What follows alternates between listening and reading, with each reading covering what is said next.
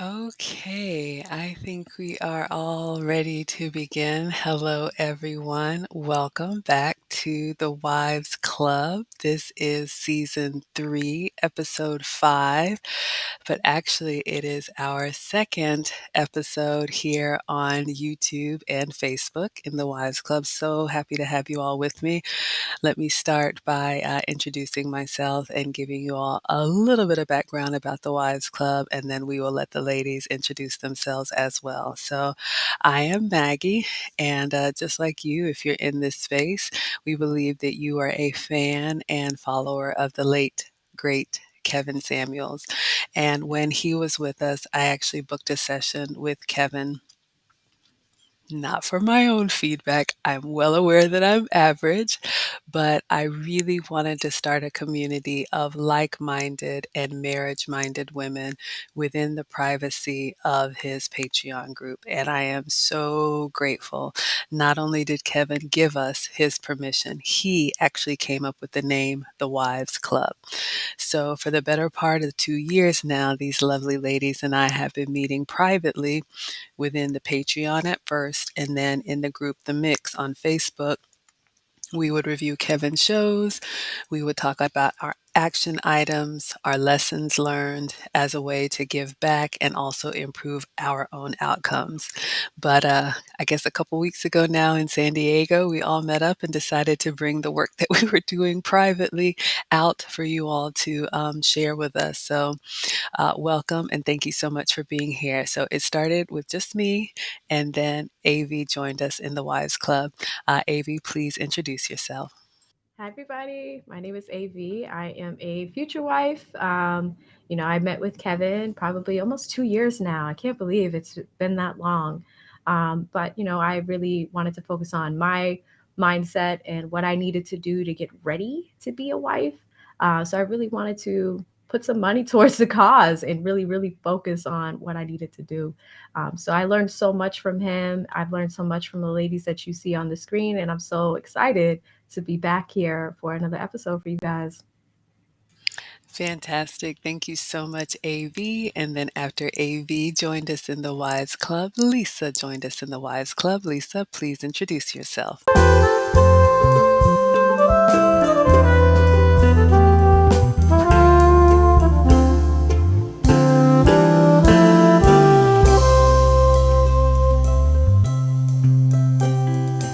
All right, so we will let Lisa. Yeah, I'm not hearing anything. We're going to go ahead and let you straighten that out. We'll come back around. So, Hermisha, if you would please introduce yourself after Lisa joined us in the Wives Club, then Hermisha joined us. Hello, good evening to everyone watching us, and those of you who will be watching us, watching the replay. My name is Hermisha, and truly honored to be here. So I represent a former wife, history of being married for 10 years, and came across Kevin's material, and he was pretty much like a mentor to me, coached me, and helped me answer some questions regarding what I can do to be a better wife and just a lot of self-development type of things that I learned a lot from him. So things that I'm still applying to this day and here to give back. And we are obviously out here outside of the Patreon walls, outside of the mix to bring this to you so that you too can be a wife now. And we are happy to get into this information that's hopefully going to transform your life. So happy to be here. Absolutely. All right, Lisa, let me bring you back in and see if you can introduce yourself to everyone. Yeah, I'm not able to hear anything. I'm so sorry. If you want to drop down and come back, I don't hear anything. All right, so let's go ahead and kick off this episode and we will bring Lisa right back in. So, you all may hear the ladies say, I am a former wife, I am a future wife, I am a current wife. And what that means is, I firmly believe whether we are currently married, formerly married, or want to be married, we should carry ourselves as wives because wives move differently. A little bit about me. I was married. I was married at 25. I was married for 10 years. Absolutely loved being married. But like a lot of young ladies, I thought I could do everything that a man could do all the way until 65. And I learned very quickly that is not the case because we are built differently. So unfortunately, the marriage ended in divorce, even though I absolutely loved being married and would be married again. Since the marriage, I have been in a long-term relationship with what Kevin would consider a high value man, and I have had to do a lot of work to change my mindset from that 50-50 mindset to getting on the program. And that's what we hope to do here is share from our heart. So if you hear the term current wife, former wife, or future wife, that's what it means because I definitely believe that we should be wise before we are found. We got Luke Hazley in the house. Hello. Thank you so much for being here. You all are all welcome to shout yourselves out. And I'm going to go ahead and kick off the topic today. And I do have a little clip to show you all. This clip was actually sent to me by the lead attorney. However, it was a different clip, and I'm going to explain it to you all.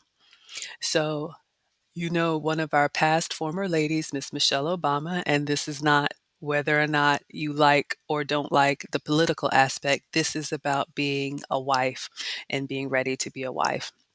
Michelle Obama, I believe, on her most recent book tour, did an interview, and on the interview, she was basically explaining that there was a 10-year time frame in her marriage that she did not like her husband.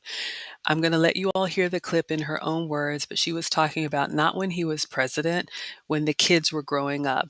And any of us who have raised kids, you know that children are a blessing, but they can be very stressful as well. So we've got an agenda tonight. The agenda is always in the description. So I'll let you all know what we're going to cover today. We will watch the clip. It's about a minute and a half, and then we will go around and get started. So we always start by introducing ourselves. So we've done that. We're going to watch the Michelle Obama video. And then I'm going to ask the ladies and myself, what is your reaction to this video? So if you all have already seen it, that's fine. Again, it's just a minute and a half, so we will respond to it from our own current, future, or former wife perspective. Then we are going to come around and we are going to ask a question that Kevin Samuels often used to ask. Hello, Miss Strong. Thank you so much for being here. Hello, Kia G. Thank you so much for being here. We are going to ask, what was your longest relationship? How long ago was it? How long did it last? Who ended it and why? So we'll talk about that from our own perspective. Then we're going to ask, what did we learn about relationship muscles from that experience? And then we'll close out with what is next for the Wives Club. All right, so we got Star Child in the house. Thank you all for coming in. If you would like for us to shout you out, feel free to drop something in the chat. If not, you're welcome to watch from the clouds. Our heart is just to give back and to offer our own experience. Okay, so I am going to go ahead and share my screen, and let's see if we can play this video for you. We got Christopher with the hand claps. Thank you so much for being here, sir. All right, so let's do this. All right. People think I'm being out into the world. Michelle Obama is opening up about her marriage like never before. People think I'm being catty by saying this. It's like there were 10 years when I couldn't stand my husband. She joked during a roundtable discussion that her young daughters were to blame. Little kids, they're terrorists. They are. They have demands. They don't talk. Right. They're poor communicators. The former First Lady is getting personal while promoting her new book, The Light We Carry. But guess what? 10 years, we've been married 30. Wow. I would take 10 bad years over 30. It's just how you look at it. And speaking of candid interviews, one of Princess Kate's family members sat down for a rare interview in the wake of the Meghan and Harry. All right, so you all heard it from her own words. So we're going to take a lap around. Let me shout out a few people in the chat, and I'm going to ask you ladies, what is your response to this video and her words specifically as it relates to what Kevin Samuels always used to ask about relationship muscles. Now, the video that lead attorney sent us, there's been a lot of debate in social media. TikTokers are talking about it. YouTubers are talking about it. Should she have said that? Should she not have said that? That is not the point that we're coming from. We're coming from the wife perspective, being there for the long haul. So Christopher Williams has given us the hand claps. Thank you so much. We've got Lauren in the house. Thank you so much for being here. Almond in the house. Thank you so much for being here. Real Bravado Network is here, working and listening. Thank you for supporting, part of the Lead Attorney Mastermind. Mira is shouting out Hermisha, so showing Hermisha some love. And Mr. Mustachio, you all know him and love him, part of our community. Okay, so I'm going to go first and then we will take a lap around. So, you all heard Michelle Obama basically say there was a 10-year period when the kids were small that she didn't like her husband. And I know those words are striking, but my reaction to that is I can relate. I was married for 10 years. Michelle Obama is married for 30 years plus. Whenever you have a growing family, I vividly remember going from a time period where there was just two of us, and my ex-husband and I, we waited and planned for the children. So we were married about 5 6 years before they came. So we were used to traveling together, we were used to just working and having our disposable income and doing whatever we wanted to do. And I love the boys. I'm a boy mom, two teenagers now, but I remember the boys are 22 months apart. So there was like a 3-year period where I was either expecting, nursing, had an infant, running around, and I was in that 50-50 mindset trying to work and keep a home and do everything. I wasn't the best version of myself. It was very stressful. Now, what we know in hindsight is that that is a phase of life. And depending on how many kids you are and how close they are in age, it can be very trying. And I believe from her story, that was a point in time when her husband was trying to build his political career. So she had to do a lot at home. So there was a lot of talk about, should she have said that? Should she have not have said that? I would offer that she is speaking from a wife's perspective, not a first lady's perspective, whatever your political opinions are. I can relate.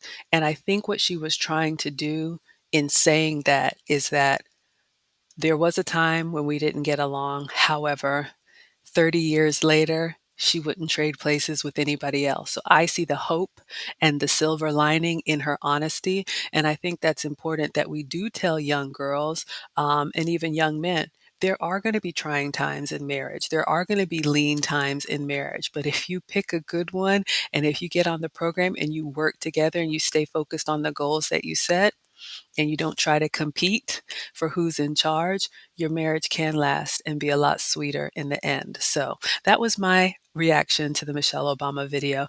Avi, I'm going to come to you. What was your reaction?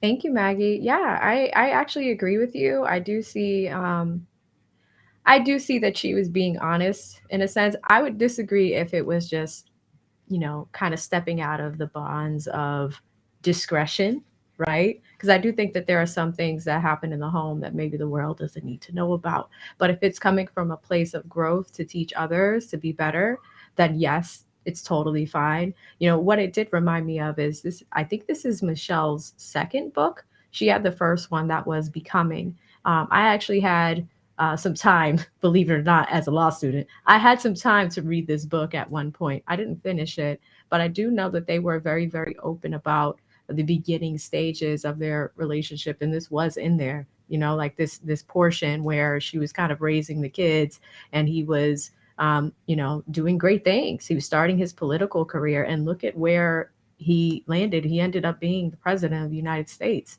That's a huge accomplishment. But I think it does go to show something that's really important. A lot of people think, especially with high value men or in being in a profession like that, or if you choose someone that has a profession where they are going to be busy, this is something that does impact the home, especially when you have small children. The only other thing that I would just mention, just from a Kevin perspective, is he often talked about different attributes that women would have that are with men that have busy careers. And those four things were beauty, brains, business, and bonds. I do think that this bonds piece kind of hits towards discretion. So that's something I wanted to kind of react to this week, because that's what I thought when I originally saw the video. So I'll turn it back over to you, Maggie. Thank you so much, AV. And yes, there was a lot of talk about should she have said that and should she have not. So I appreciate your perspective on that. Okay, so Lisa, I'm going to come to you if you would introduce yourself so everybody knows your perspective and then let us know your reaction to the Michelle Obama video. Hear me now.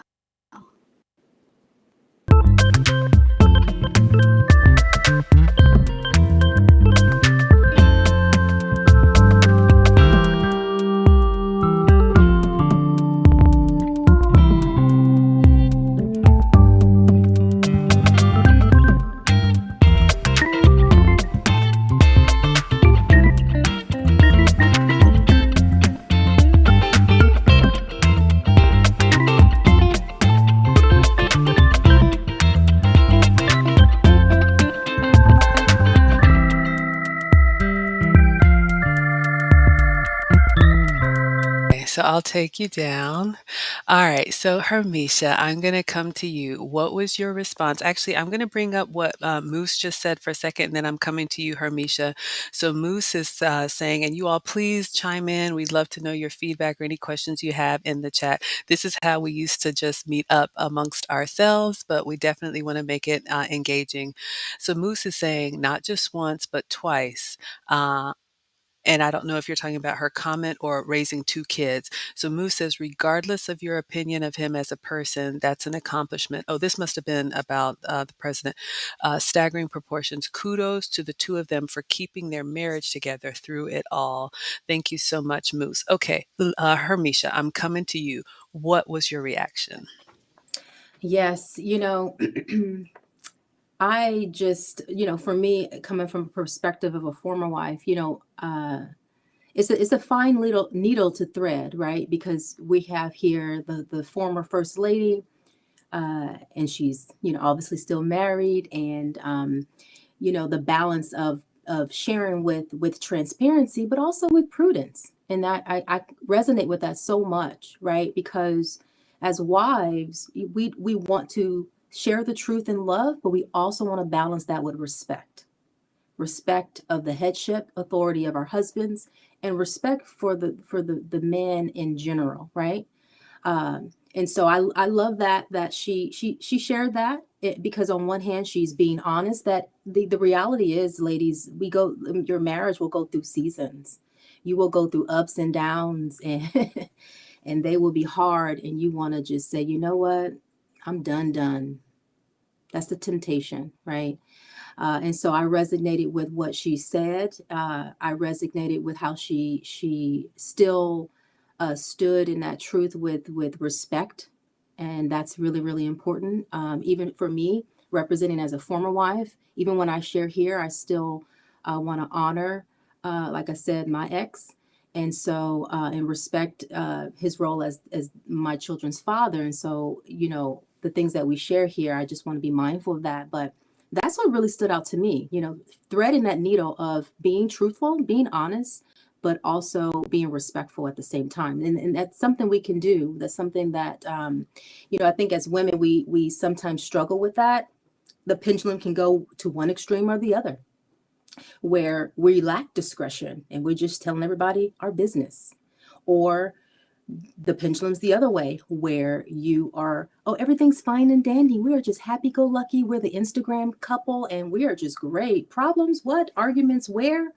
Right? So there's a balance of speaking the truth in love and showing and honoring respect to the man that you're with, and respect in general. So that's what was stood out to me. Absolutely. All right, I'm going to bring us three up while Lisa is getting connected because I see a couple comments here, and we're going to take another lap around. We're going to probe a little bit further, but I just want to share you all the comments that have come in.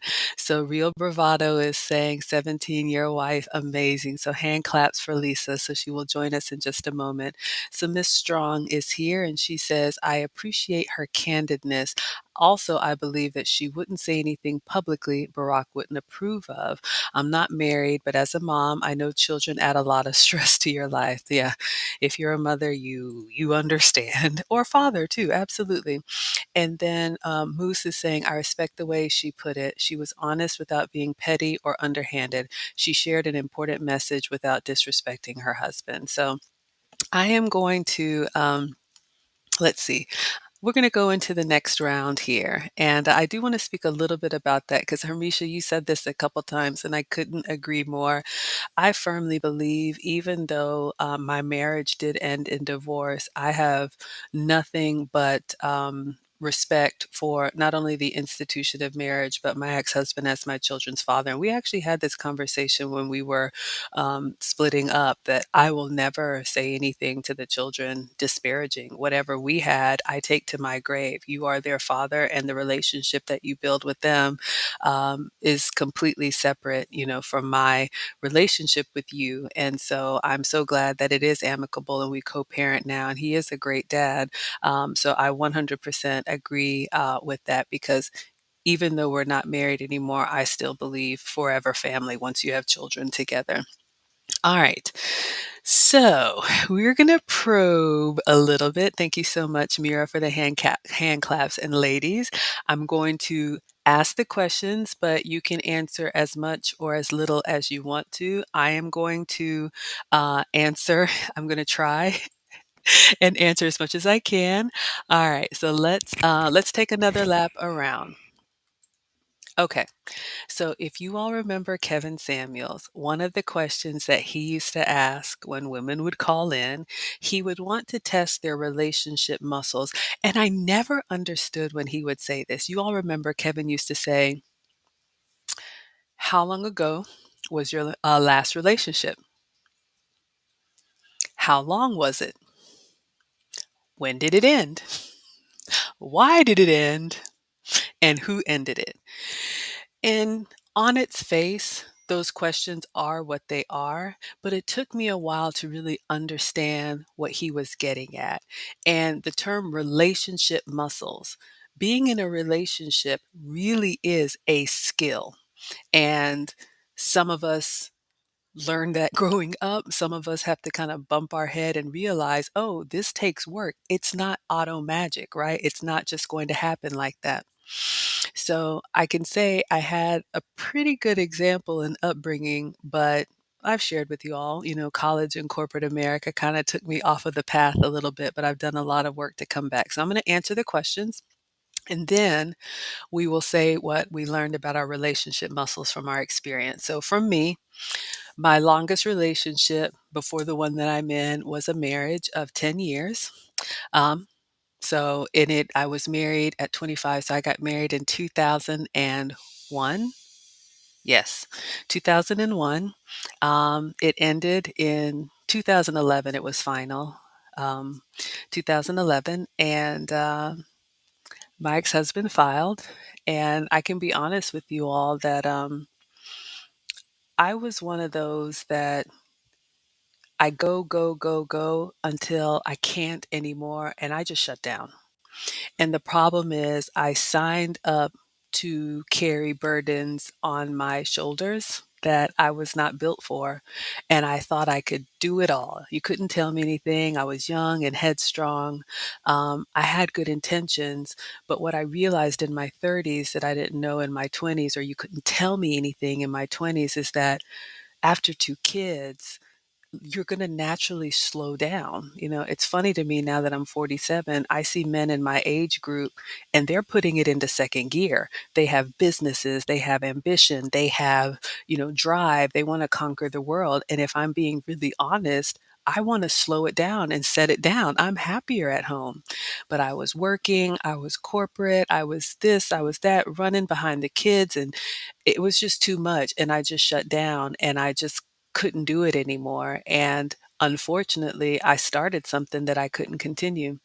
And so that's how it ended. And so I've learned a lot from that through therapy and everything else. And I guess what I learned about relationship muscles from that is that it really is a skill that you're going to have to continue how you start. So my heart especially is for the younger women to choose wisely and to realize I was once 25 too, and I thought I had energy for days.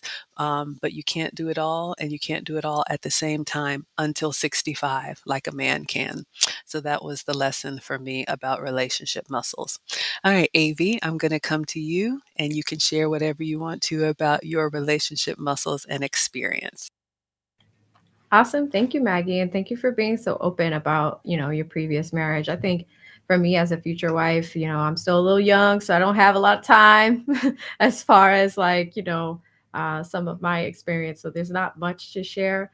The longest relationship I've been in my early 20s was when it was 6 years, right? But this is like my high school sweetheart, somebody I grew up with, spent a lot of time with that person. I will say this in retrospect, because I hear Kevin talk a lot about when he would ask women these questions: did you vet this person through your father? That's actually something that I would like to share with you guys. My dad and I are very, very close, but his antenna was going all the way off with this guy. Like, my dad was not a fan. And in retrospect, I almost wish I listened to his discernment back then, because he was absolutely right. I think that older men in your lives, they can typically get a feel for, any suitors you may have as a future wife. And that's something that we talk about often now that we are a lot closer. Now that I'm older, right? But I just remember that, and like Maggie, I invest in myself a lot when it comes to personal growth and development. But that's one thing that I would say that I would do differently if I could do it again, being in my 20s again, right? That was a long time ago. Now I'm 33, so that was a decade ago. I've learned a lot since then. I've been dating since then. But I'm also just in a phase of my life where I'm going through coaching as well, and bouncing back in the right way, but also just being able to vet correctly to make sure like I am a great asset for whoever's life I'm going to be in, but also that he's a great asset for me. So I'm really, really excited. And when I say asset, I mean, I want to be a feminine asset to him, and that way we complement each other. So really, really excited. But thank you, Maggie. Oh, you're so welcome, AV. Sorry, y'all. I'm getting a little emotional just because I'm seeing the chat. And if you all were with us with the first episode, this is actually my heart, because I don't have daughters and I don't have sisters. And so I really wanted to make a difference. So the fact that it's resonating with you all, I'm, very vulnerable here, but I appreciate that. A few comments. Moose is saying, no one knows men better than other men. So shout out to the dads and the men in our lives who try to guide us if we would just listen, right? Um, we all saw Kevin doing that a lot. Lisa calls it daddy mode. Luke Hazley also says that dads know. And Almond Brown is saying that, thanks, Maggie. I appreciate that. You resonated with that. And Christopher was saying, thank you for the vulnerability. Thank you all for the protection, and thank you all for guarding us the way that you do. Hello, Friendsgiving. Okay, Lisa, I'm going to come to you. Not sure if you heard the question, but we are talking about one of the questions that Kevin always used to ask, as much or as little as you want to share. What was your longest relationship? How long ago was it? How long did it last? Who ended it and why? And what did you learn about relationship muscles?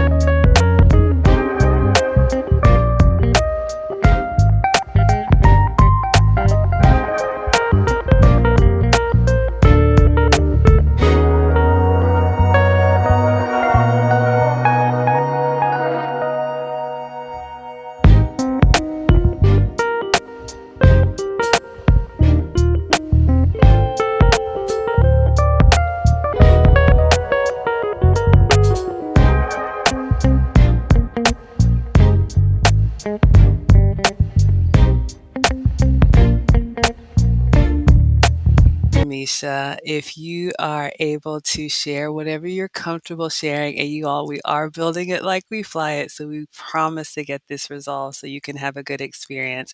Whatever you want to share about your longest relationship, how did it end, who ended it, what you learned about relationship muscles, and maybe why it ended. Yes. Well, the longest relationship I was in was 10 whole years. Wow. When I think about that, it's like that's a whole decade. Um, and so, you know, it was it was a very, very it was one of those situations that I thought that we would go the long haul. Let's just put it, I would say that. No one gets married thinking that they're going to get divorced. I mean, that's just the truth, right? And that is essentially what happened and ended after 10 years. And so, what I would say is that I'm still learning and taking the nuggets from all of that, and shedding off the last stages of the grief of all of that. I mean, that's 10 years of life, 10 years of, I had two children out of that marriage. One who was oops, I'm pregnant. And she's 5 now, I'm going to be 6. But you take the lessons. And the biggest thing for me is taking the lessons so that we don't repeat the same pattern. I can only be the better version of myself as a wife, which is why this space has been so healing for us. We've been doing this, you all, again, for a few years behind the wall. So this space, when I found these ladies, it was like therapy to me. And I'm like, y'all are doing the work too? Me too, because we can only do our part. It takes 2 to work things out, I would say that, but I can only do my part. And so this is why we're here. And for me, I've just learned so much. One of the biggest things I would say that I've learned is how to be inspirational during times of struggle. I look back on my actions as a wife because I was so stressed. I relate so much to Michelle when she says that when we're feeling stressed, we end up doing more. That's me. I'm a doer. I do more. And I multitask many different things, and I go, go, go, go, go. And then you wake up and you're like, I'm exhausted. I need a break. Right. And it's hard to be inspirational when you're constantly doing, and that was me. I was doing too much. And that's exactly what Kevin told me. He said, you're doing too much. You need to learn how to rest in your femininity. I was working, I was homeschooling, I was working full time and homeschooling. And I was running and I still do it to this day. I run a 5-star private practice by God's amazing grace. Because I'm like, nobody wrote a bad review. Don't write a bad review. I shouldn't have said that. But I was running a private practice. I was homeschooling my girls. I'm teaching them chess. I was doing all the things, y'all. I was doing too much. That's why Kevin says, sit your behind down. And so, when we are stressed, we tend to do a lot. And I love what Michelle said, if I can say this too, to transition. Well, when we're not as inspirational. We're in survival mode, really. And I wasn't inspirational to my husband at the time. I could have used my words to speak over him, rather me responding out of my anxiety and my stress and my pain, right? And I think, side note, that's our superpower as women. I've learned that our men need our words. Our men need our support. They need our love. They need our encouragement. But oftentimes when we're going through it, it's hard to see anybody but yourself, right? And so I got internal, and I started to do, and I was struggling with what is clinically called, it's more of like a high functioning depression. And I think Michelle mentioned it. She said low grade is this high functioning depression, high functioning anxiety. And you sort of cope by doing, but you're not dealing with the emotions. You're not dealing with the belief systems that are coming up. You're not dealing with the pain. You're just channeling it in a different way. right? So there's that. And so the biggest thing I'm learning and still applying is learning how to rest in my femininity, where you move from the doing to just be. And Michelle did that. She said, I just started knitting. She started knitting. And for me, you all, I am learning the piano now. Somehow I'm learning ballet, getting these thighs up and stretching and doing all the things. Here's another thing I do, talking about resting in your femininity. I buy quality lingerie and I just dance around the house by myself. Ladies, buy yourself some lingerie, dance around the house, enjoy your feminine body, put on some erotic music and move. That's been so healing for me, ladies. That's been so healing for me, because we can tend to do and be in our masculine, but resting in your femininity, doing those things, Maggie, cooking. I love the cooking, trying new recipes, dancing, learning a new skill. All of those things begin to nurture the lady, the woman in you. Almond Brown said gardening. I love, look at all these plants I got behind me. Right? So that's what I would say. Um, it ended, um, he lawyered up first, and here we are. And I'm learning, and I know that I'm not the woman I was then that I am today. And that's what I celebrate. And I will continue to honor him and respect him and move on forward. So that's what I would say. Oh my goodness. Thank you so much for that, Hermisha. And I'm going to bring us up on the screen because let me see if we can get us all up here. I want to take a look at the comments because so much is coming through, and we're going to take another round. But I'm just so touched and I can relate to what you all are saying. So thank you all for all of the engagement in the chat. So I appreciate the feedback. Let's build it while we fly it. We know Kevin Samuels, we used to say that, but we definitely want to give you all a good experience. So thank you so much, Big Bad Bull, for your honesty. We appreciate that. We are going to get this fixed. Absolutely. And yes, we're struggle streaming, but thank you for the feedback and correction. Moose is saying that we're going to get Lisa squared away with her equipment. Tracy, your first episode, I'm so glad that you are enjoying it. It just gives me chills because I shared this in the first episode. And if I get a little emotional, it's just because I got close to booking that session with Kevin so many times, like 3 times, and I chickened out because I thought he was going to rip me to shreds. I just thought of all the horrible things. He was so gracious one on one, but every time he used to say, "Where are the older women to teach the young?" It just did something to me. So the fact that we are here and these ladies have joined and you all are getting something out of it, this is my dream. So yes, we're going to get Lisa the equipment that she needs. And Moose is encouraging. He says, we're here for solutions. Big Bad Bull is saying that they are welcome to donate. I know Lisa just celebrated a birthday, and so she's got new equipment coming. So thank you for that. The Cash Apps are along the bottom. Mr. Moose is giving a compliment saying Hermisha does not look old enough to be on the back end of a 10-year relationship. He's calling shenanigans. So thank you for that compliment. Resonating with Almond Brown. And Moose is in on the Lisa fun, so I love it.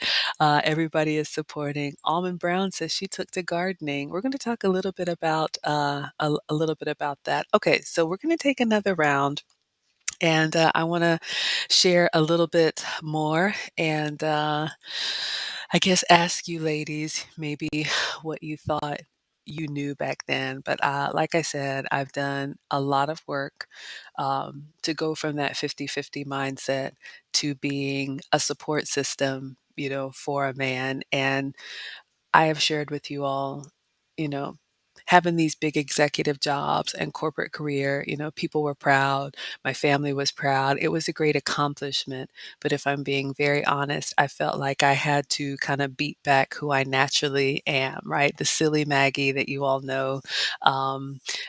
You just kind of have to have your game face on. And I am not complaining. Nobody forced me to do anything. I went into it willingly, but I didn't realize the toll that it was going to take on me, and I didn't realize how I was going to come across.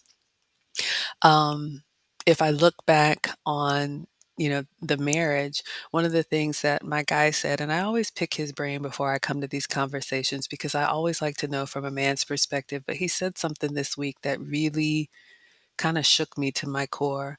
And he said, as a woman, our job is to get on a man's program if we want to be with a man, whether he's high value, whether he's a Henry, whether he's a hit squad.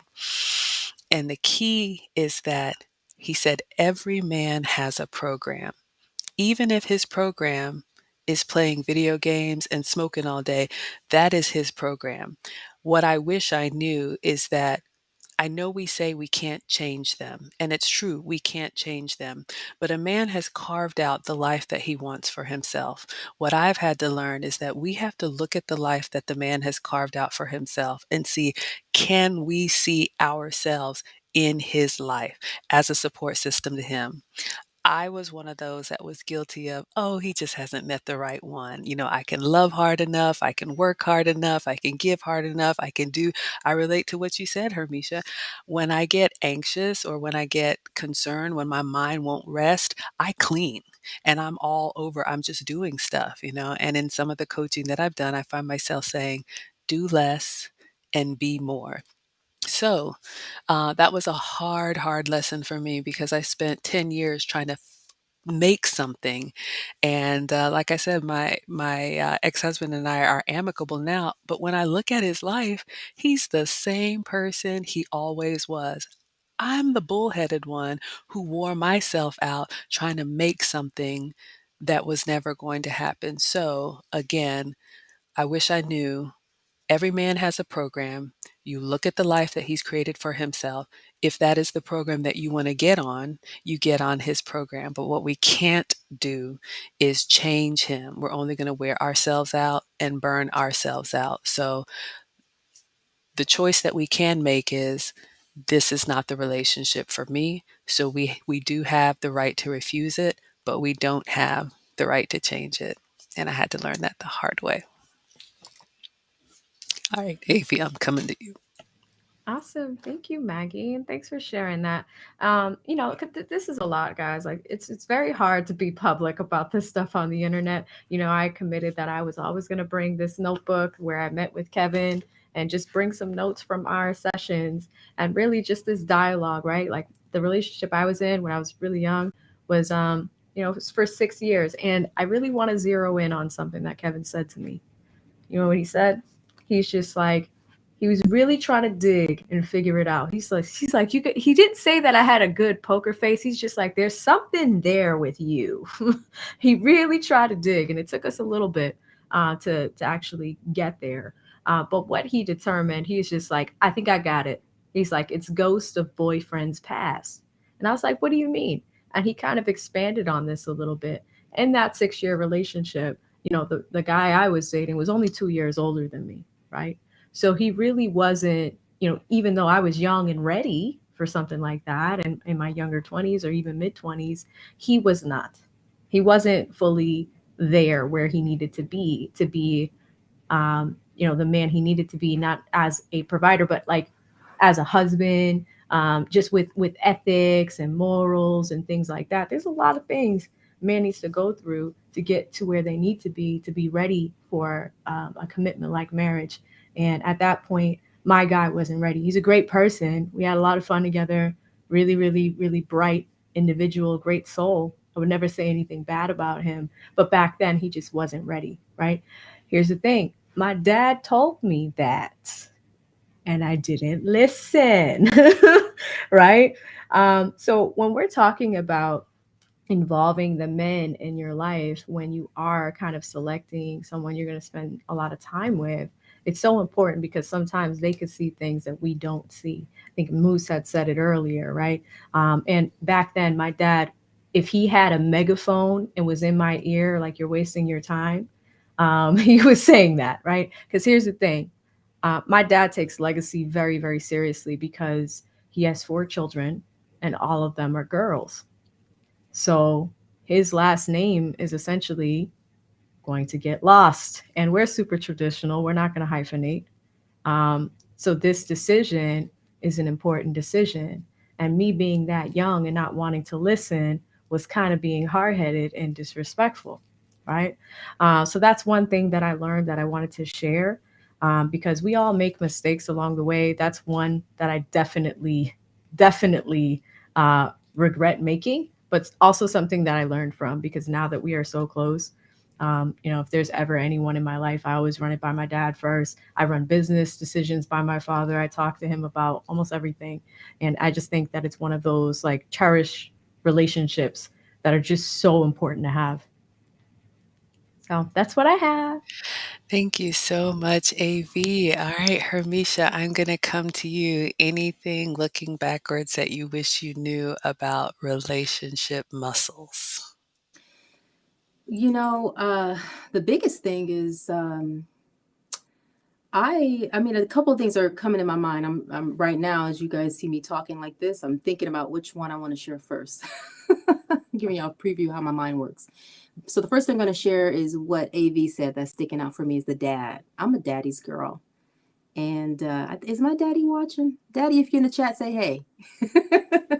But you know, I recognize that though I am a daddy's girl, I didn't listen to him myself. So I relate to what AV said as well. And I look back at some of these things. I was 3 years, and this didn't happen. This happened by happenstance. I was 3 years older than my husband. And and what I've learned is that men take time to develop into who they need to be, right? As well as women. I was raised by my father, and I didn't know then what I knew now, but he was trying to like help me be a young woman and help me to be a wife and as much as he knew how.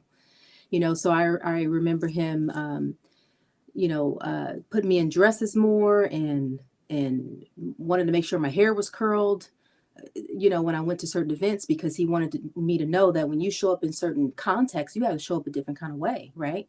Like Kevin talked about, your image sends a message. Your nonverbals are just as important as what you say, right?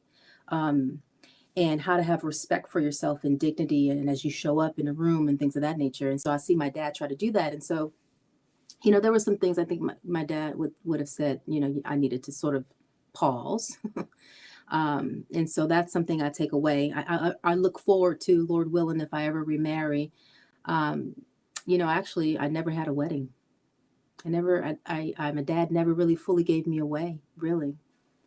I'm not going to park here too long because then the tears are going to start coming because, my ex was in the military and that life is different, and he was going to be deployed and everything happened very fast. I'll just say that. And I look forward to the day when my daddy can walk me down the aisle. Let's just say that. And to AV's point again, and Kevin talked about this, ladies, involve the men in your life, involve your fathers. They are our covering. If you are not married, your daddy is your covering. He's your covering. Now I want to get off and call him after this. So that's what I would say on that, and I'll leave it there. Thank you so much, Hermisha. Oh my goodness, y'all, we're getting into it. Yes. Such a blessing to have our dads in our lives. Let me bring you guys up a little bit more, and we're going to take a look at the comments here. You guys are really giving us some good feedback. So let's take a look here, and then we'll do one final round. All right. So Mira was talking about enjoying yourself and resting in your femininity. I have a little bit to say about that, but yes, I think I've learned the hard way that we have to work on that muscle as well. I'll share a little bit about that. What does Mr. Mustachio say? He says Hermisha has a point. Women need to put some work and effort into loving themselves and their bodies. It's difficult as a man to love your woman's body and trust in her when she doesn't do the same. Just scrolling through. Yes, thank you all. Lisa's in the chat. She appreciates the comments. So thank you for all of the support. What does Moose say? As dumb as it might seem, it means a lot to a man. I think he's talking about the legacy. Building a reputation behind your name takes a lot of work. Yes, absolutely. Thank you for coming through, Double C. Good to have you in here. Almond says you're blessed to have your dad. Yes, absolutely. Moose also says there's a real sense of pride in knowing that you've raised your children the right way so they'll continue the legacy in your family name. And Lisa is in the chat and she says, I am so thankful for my father and always want to make him proud. Moose is saying, the struggle of having daughters. Yeah, I know. Soldiers over here, so no daughters. But he says, hoping and praying that that you raise your daughters well enough to pick a good man. And often fun men are not good men. Oh, boy. What does real bravado say? Avi recognizing that her dad's name may be lost because of no sons. That hits home for me. Yeah, it's a big, big deal. And, we talk about that. Kevin always used to talk about that. And I think it's important for us to realize, I mean, I know we live in this modern world, but the ways of old have been that way for a long, long time. And legacy is, what you had. And I still think it's important. So I'll take I wanted to respond to a couple things and then we'll come back around for our final lap. We usually keep these to about an hour. If you all have any questions, you can put them in the chat and we'll try to respond to them. I wanted to respond to what Hermisha said about really just loving yourself and dancing and putting something on. I know I used to be one of those people that would kind of kick the can down the road, or one day I'll do this. I just got so much to do, got so much to do, so busy, so busy. But ladies, actually that's something that I learned in elegance and etiquette training. And I know that's not what this is, but we had to learn even when you're home lounging, you should wear clothes that fit comfortable, that make you look good, that are, a good, soft, stretchy, but presentable material because we do carry ourselves better when we act, when we, feel better. And it's not about going out and spending a lot of money, but that's something that I had to learn. Those, bath salts or whatever that I got, go ahead and use them, light a candle, put on some music if it's dancing for you, whatever it is, because the world that we live in trains us to be not as feminine as our men want us to be. So I would definitely encourage, whatever you can in doing that. So, whew, this is a tough one, but I guess what I will do, we'll do a last round. What am I going to do next time? Or, if Lisa were here, what would you do currently? I would definitely pick better. And again, for me, it's not about anybody being better or worse, but it would pick better for me.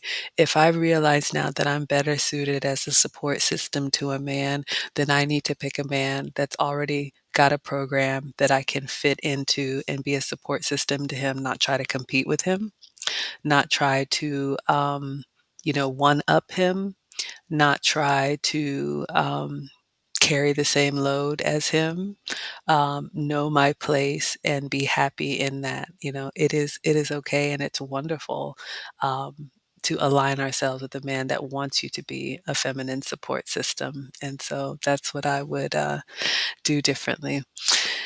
All right. AV, come to you. Any final thoughts about what you hope to do with your relationship muscles moving forward? Oh, yeah. I think it's always growth. It's always growth. And one thing that I've realized recently, especially in the dating market now, even when I meet potential suitors, the fact that I'm showing them, hey, I'm willing to invest in this. Like if I show you a wife resume, I've done the therapy, I've talked to Kevin Samuels, I've done other coaching. I went to like the sophistication training too. I'm willing to continuously self improve. So when I do show up for that man, it's like, hey, here's what I've done to invest in myself to be better, not only for me, but to bring you the peace that you need, but also be the secret weapon in your pocket, right? Because Maggie made an excellent point when she talks about corporate America. And I'm just going to kind of share a little bit about my day today. There are some women that I work with that are just Kevin used to say this, it's probably inappropriate, but like ball busters, where they are just so like, I don't know how to describe it. They're just so harsh with their tone. They're harsh with how they talk to people. They're harsh with everything. They're harsh in meetings. And I sit there now that I've gone through all of this. I just sit back and I watch. And I sometimes I make eye contact with other men in the room, and we just watch these women, and we're like, wow, do you talk to your husband like that at home? Is this what happens? And sometimes being around that energy can be really draining. So also tying back to Hermesha's point, taking care of yourself at home is so huge, because guess what, guys? After this, I'm gonna go take a rose salt bath, because I've been around these type of women today. Get the energy out, wash it with the word, the water of the Lord. Like, oh my goodness, I just, like, it could be very draining, and that's not something I want to bring in my home, my household, around any relationships that I have. Like, it could be very draining. So I just wanted to share that. The other thing that I want to leave you all with, I did see Amethyst with a really great question. And her question was, if you don't have your father in your life, how could you how could you help, or what can you do for vetting, right? What's the next best thing? Kevin also, he had this himself. You have a gauntlet, and that's those people of friends around you, or a group of friends around you. I encourage, some young women to at least have one older male friend, even if it's through an uncle or something, or maybe it's an uncle or another family member. I think just having someone's perspective that has more life years on you is going to be huge. Like, there are times where I will call a mentor or an uncle when it's serious. Like, sometimes when we're looking for advice, you have to be able to kind of get that advice from the best place. But when with Kevin's gauntlet, he had certain people's opinions that needed they needed to approve whoever he was vetting, right? And he called that a gauntlet.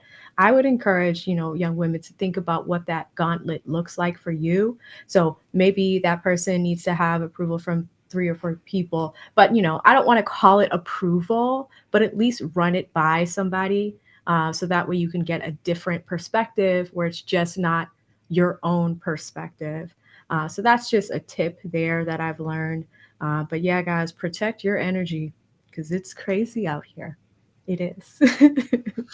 Absolutely, AB. Thank you so much for that. So, Hermisha, I'm going to come to you.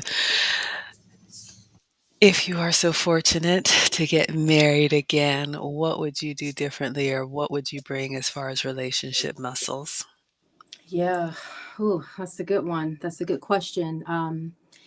The biggest thing that I would do differently, and it's a mindset shift, really. And this was so, as I've been, healing and shedding the last layers of this, after what's been almost 2 years, a year and a half or so. Um, I would say the mindset shift of this is a 50-50 partnership just needs to go away. Like, it is not a partnership.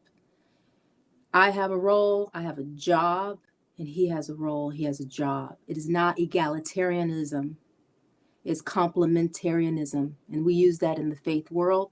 That's what it's called. And in fact, that's what Kevin would say. That's what he was teaching. A wife is a role, a husband is a role. And so I would say, that is the biggest thing that that I've taken away from this.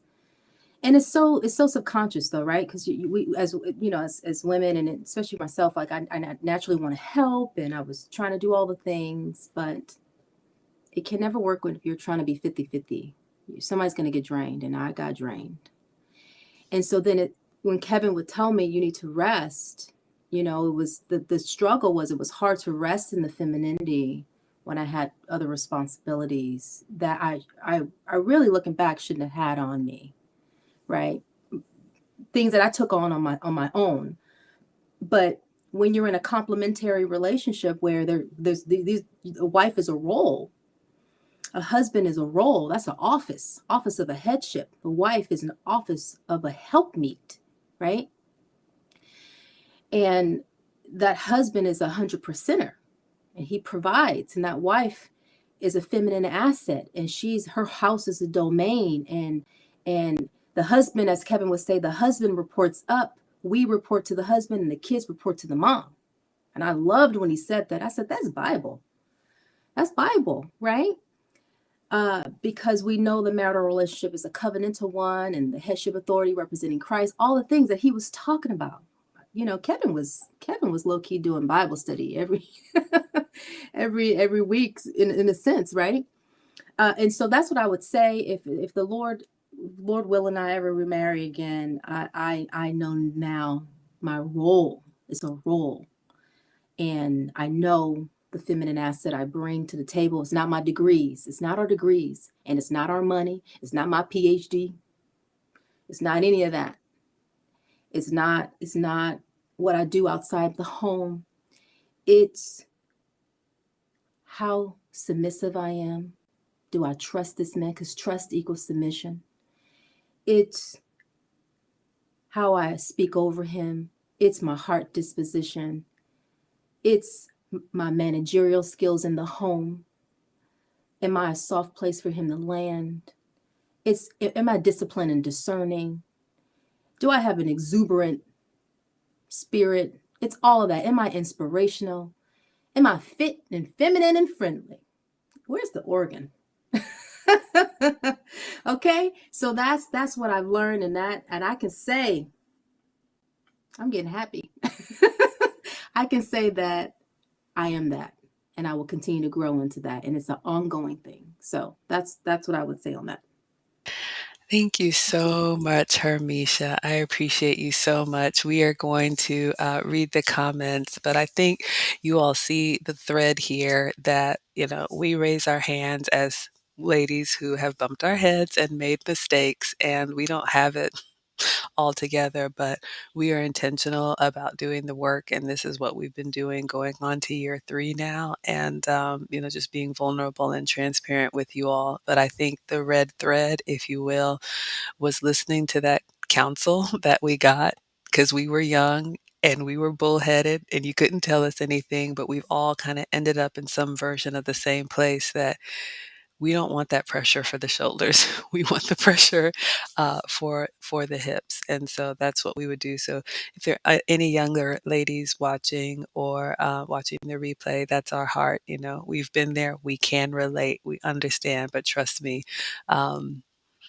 it creeps up on you. So make sure you're ready. What you're doing now, make sure you're ready to do it until 65. That's the hard lesson I learned.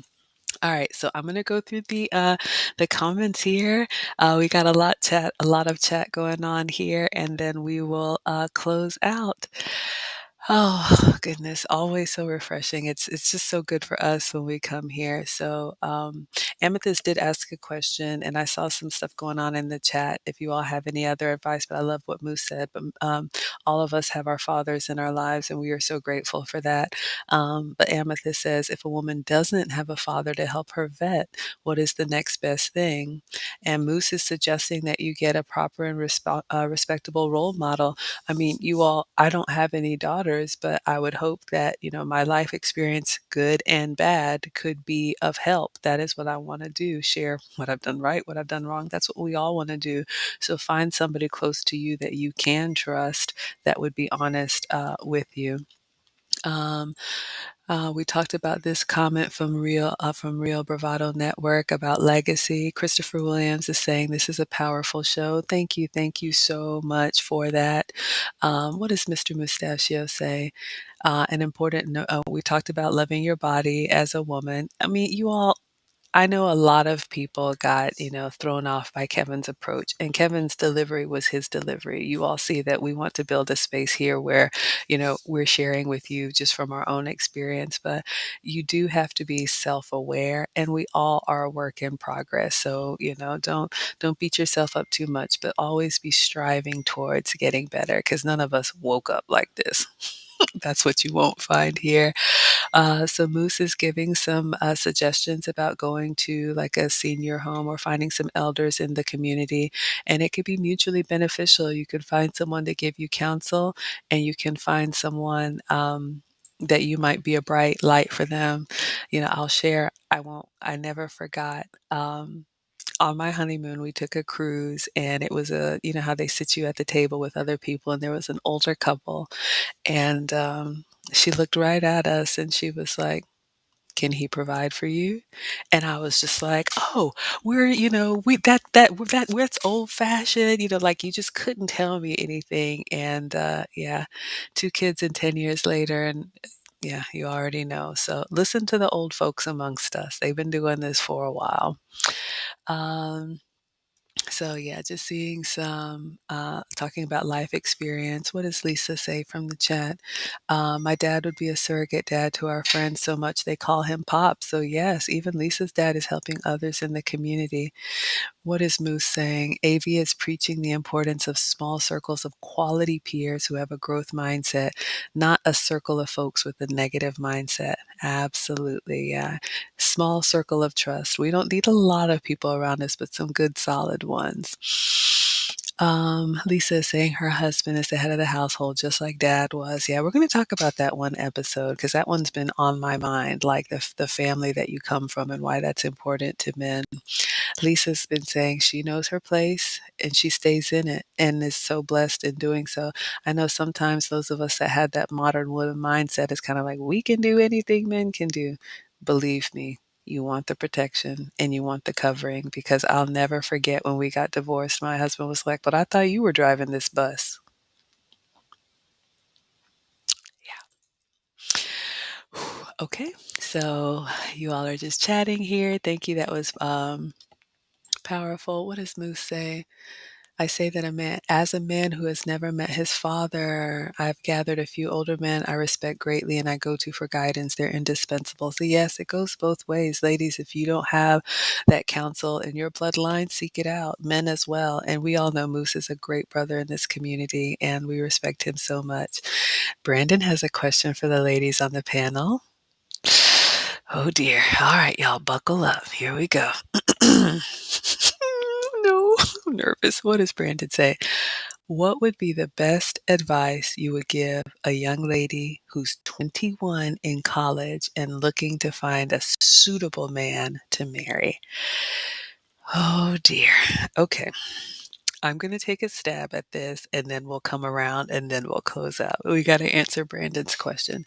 And I have to say, I don't have a lot of dating advice. I've been in long term relationships, a college boyfriend, got married, and then a long term relationship. But at 21, I would encourage her and I would actually say, kudos to you for making that realization now that you want a lifetime and not, the hot girl summer or whatever is believed to be the best use of your 20s.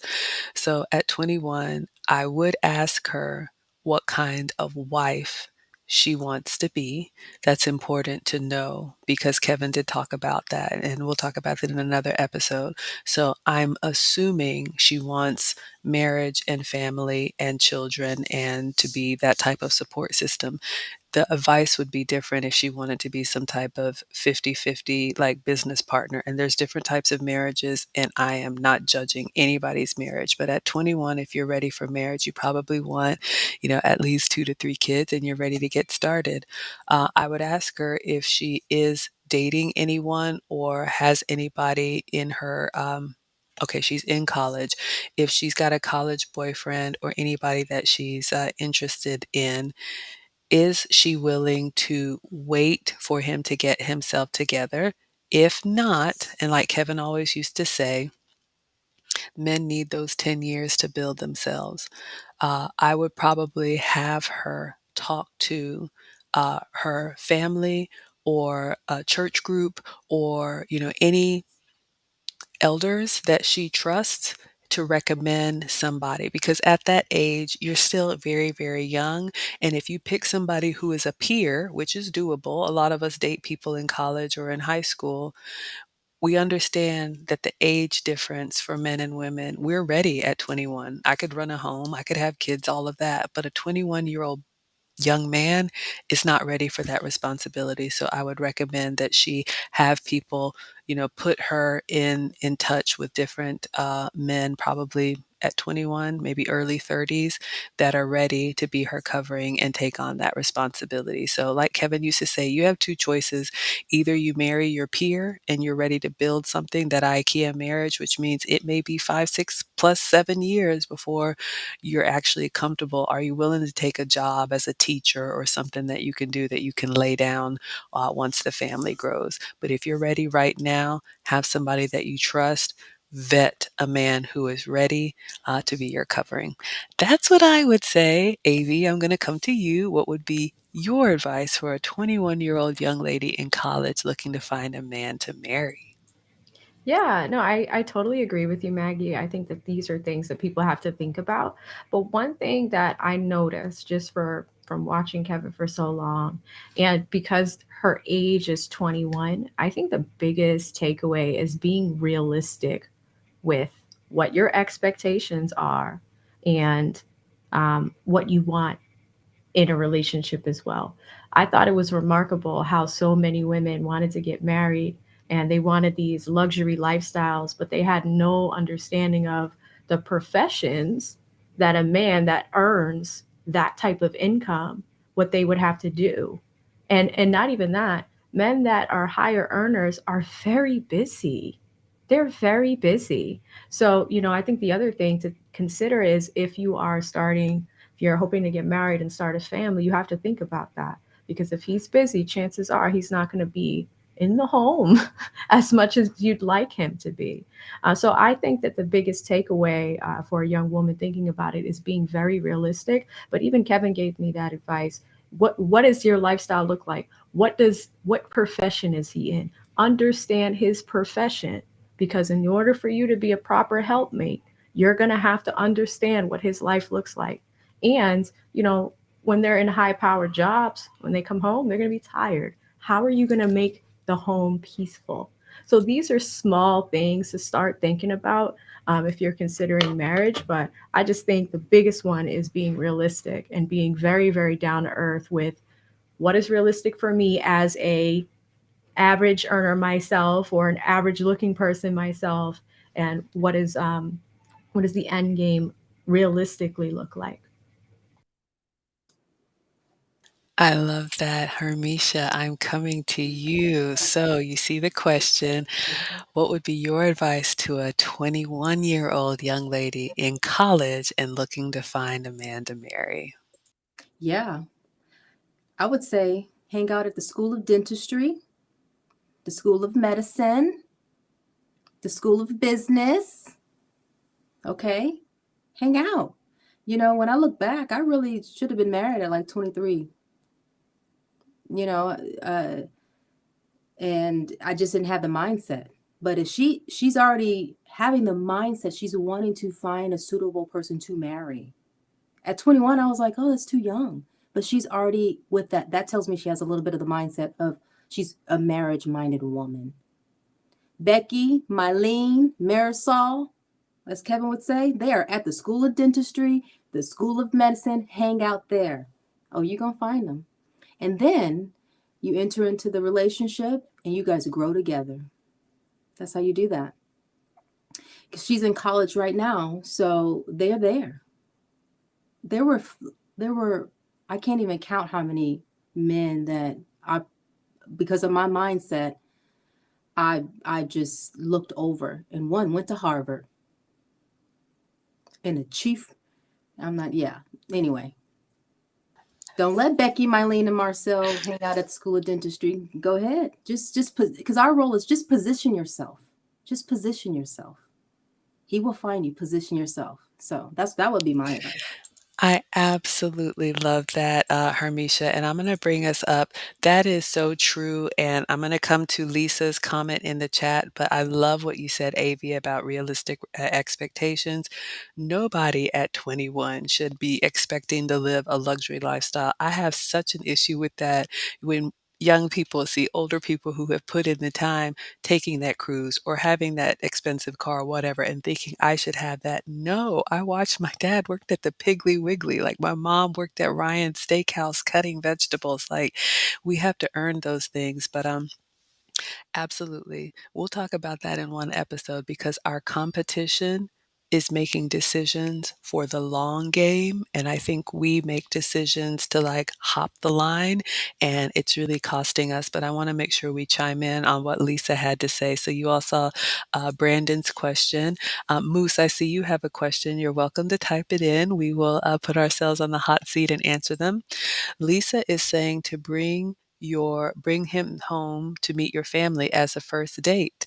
Um, okay. Okay. I'm thinking I would probably want to make sure that, I like him first, maybe like a coffee or an ice cream, but okay. Lisa says, if possible. Let's see if there's anything else. Moose says, first date with the family. Lisa's going all in.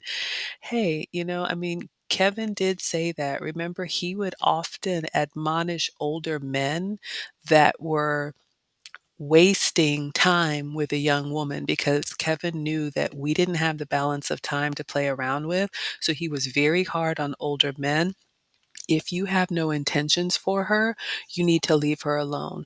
There are women that are for fun, and then there are women that are for marriage. And so, if you are honest and intentional about wanting to be married and you are with a man who is not, it's going to cost you. It's not necessarily going to cost him. So I remember him saying that a lot. Um, Oh, Moose is coming in. He says that's a very marriage mindset approach. I guess the family date, there's not a man alive who would do that if long-term commitment isn't in the cards. And you know what? I agree. I'm not here for playing games, but if you approach, would you be open to coming home for a family dinner and he gets deer in the headlights, that could kind of tell you everything that you need to know. Amethyst is saying, so what if she drops out of school to get married and start a family? I guess that would be up to, them as a couple. I mean, I say if you are going to finish your education, make sure it's something that would benefit the family because we kind of get caught up in getting these big degrees. And if family is a priority for you, all of our actions should support that. And back to Lisa, she's saying, is she willing to have an IKEA marriage if they're the same age? So, yes. And one thing that I'll say, we got Eric in the house saying, start early so you can build. We see this a lot in military marriages. And Lisa is saying that I knew I was marrying a second shift guy and being a second shift wife. And I'll just say this about all the millionaires that I know, they also started working at a Chick-fil-A. So there is a time that a man has to build himself. So if you are willing to wait that out and have that IKEA marriage, that's fine. But I think in our community, sometimes we poo poo on men who haven't made it yet. But unless you're a trust fund kid, there's no man who just is born to a silver spoon. So we have to respect the process because what did Kevin always used to say? Show your work, right? Show your worth. Brandon says Hermisha gets it. Yes, Hermisha got it. Hermisha got it. Eric is here for the snacks at Ryan's Steakhouse. The honey butter, yes, I remember the yeast rolls. Okay, we're going down a rabbit hole. So hopefully we answered your question. I'm just going to scroll back. So Lisa said bring them home for a date. All right, so Moose, I don't know if you had a question. I'm just looking here. What does Double C say? Many women have a problem knowing their place. Many would be in a better relationship when men and women know their place. Because things aren't out of order. Absolutely. All right. I'm just scrolling, scrolling, scrolling. Military. All right. Uh-oh, I skipped over your question, Moose. Let me go back. Um, did you all see Moose's? Oh, there it is. I'm sorry. We have a question from Moose, so we'll take another round. Oh, y'all are really putting us on the hot seat. Okay. Moose is asking, what do you feel is your greatest strength that you bring to a relationship? And what do you feel is your greatest weakness? Okay, so I'm going to answer and then we'll go around. Hmm. Oof.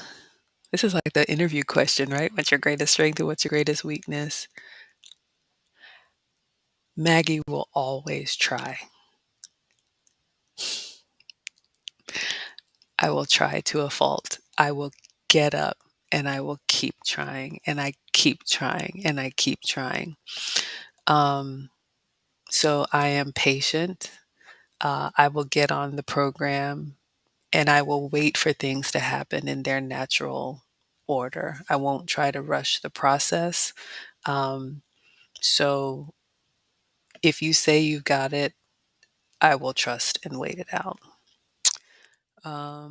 My greatest weakness, sometimes I can be, this is kind of the opposite, but sometimes I can be impulsive, especially when I'm excited and I've gotten that feedback that I don't always think things through. And I think it comes to being a woman and being emotional. I get an idea and I'm ready to jump at it. And I've had to learn that men, especially men who are on their purpose, are very logical, very methodical, need to weigh all of the options, and they don't make emotional decisions. And so sometimes that's been a little bit of a rub for me because I want to go with the flow and go with the moment and figure it out when we get there. And I've had a talking to about that. And so I've had to learn. But that would be my greatest strength and greatest weakness in a relationship. All right, AV, your turn on the hot seat. I love this question, Moose. It's such a good one because, like, one of my favorite things that I did with Kevin was understanding. Like, there's this book called Strengths Finders, like Clifton Strength Finders, and Kevin's best friend is actually a Strength Finders coach. And I had an opportunity to sit down with him and look at my top 5 strengths.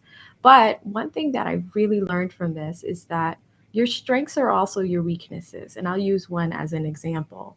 So, one of them, my top strength is being futuristic. I am a former executive assistant. I could plan something like perfectly, right? Like, and execute, like, you guys will give me an idea. Like, that's actually one thing I did for Kevin. I was helping him plan an event. He was throwing around elaborate ideas.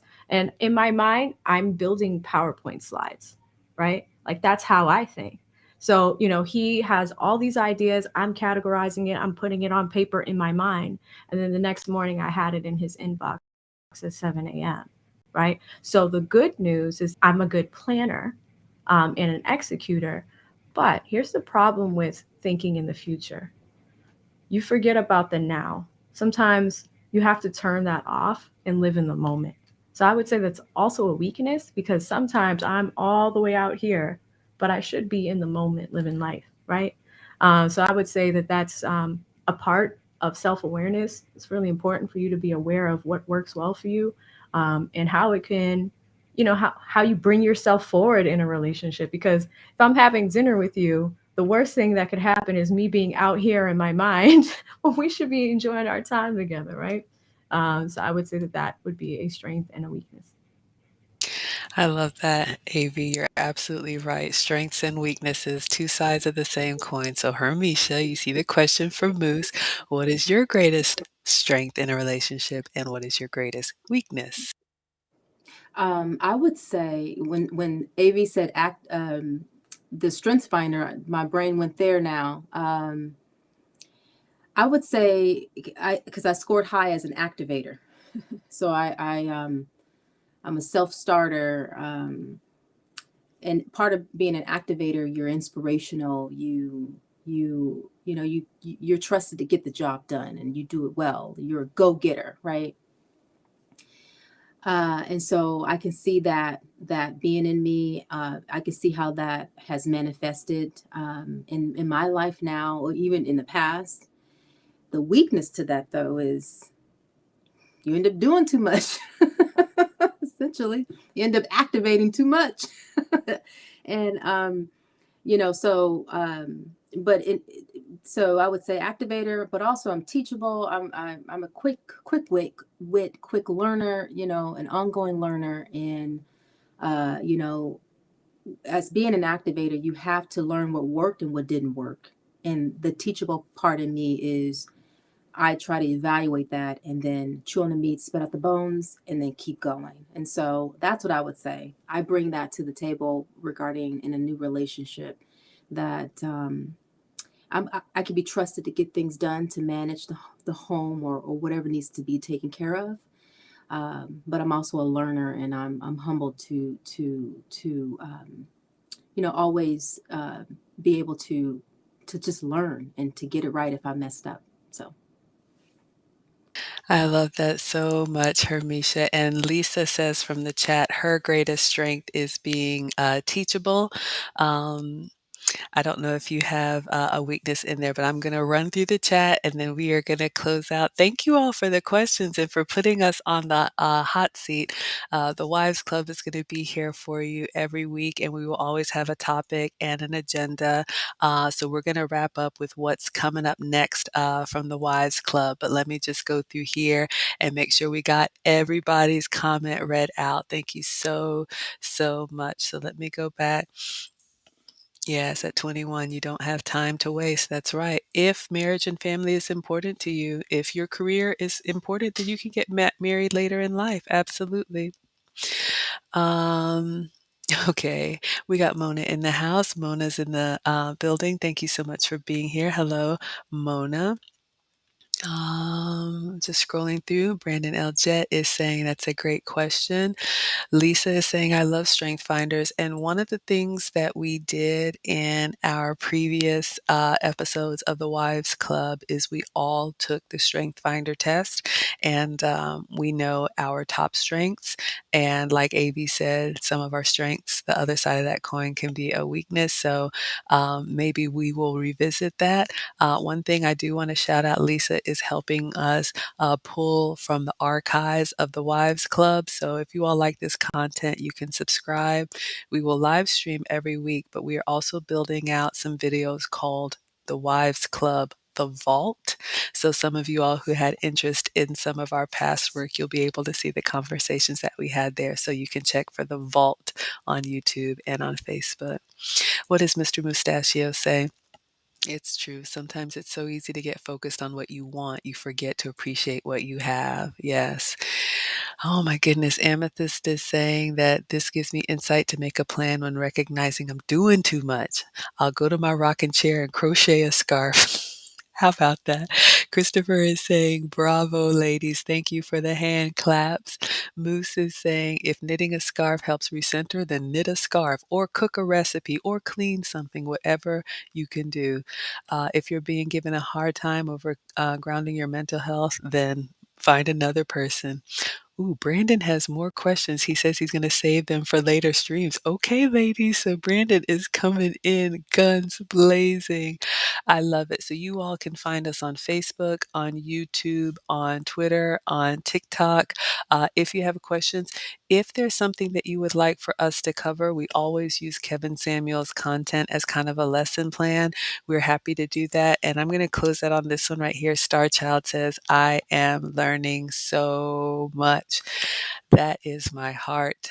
So thank you. And we definitely need the men in this space to not only provide covering, but to give us your perspective, because we do realize and think differently, and we are coachable and trainable and teachable. And we definitely want to make sure that we represent you all well.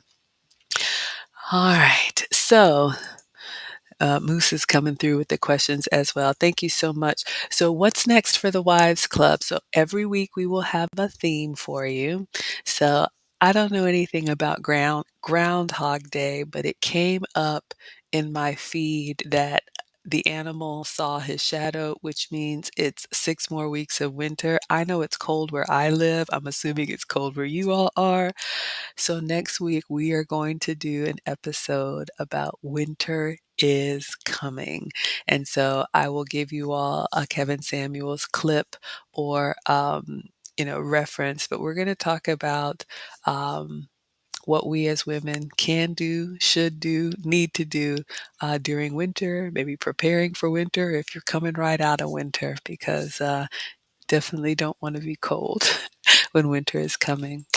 Thank you all so much. I'll just close out. AV, I'm going to come to you. Any final words as we wrap up? I think you're muted. Sorry about that. Thank you guys for your participation in the chat. These are really good questions. All right, fantastic. And Hermisha, anything else as we close out? No, I appreciate all of this, and then hopefully this has been helpful to you all. And hey, we have to exercise those relationship muscles. Emotional intelligence is so important. So, hey, join us again next week. Absolutely, yes. So hopefully this was helpful to you all so your relationship muscles don't atrophy and you continue to work on them and learn from the mistakes that we have shared with you all. So we're going to go ahead and sign off and we'll see you all next week in the Wives Club. Stay tuned for episodes from the vault or clips and maybe we'll get a little re-record of Lisa's portion. But thank you all so much for being here. House Stark. Winter is coming. Y'all remember that live stream? Okay, we're going to research it for you. You guys are hot in Florida. Okay, jealous. I'm in Atlanta and it's cold. So, all right, everybody.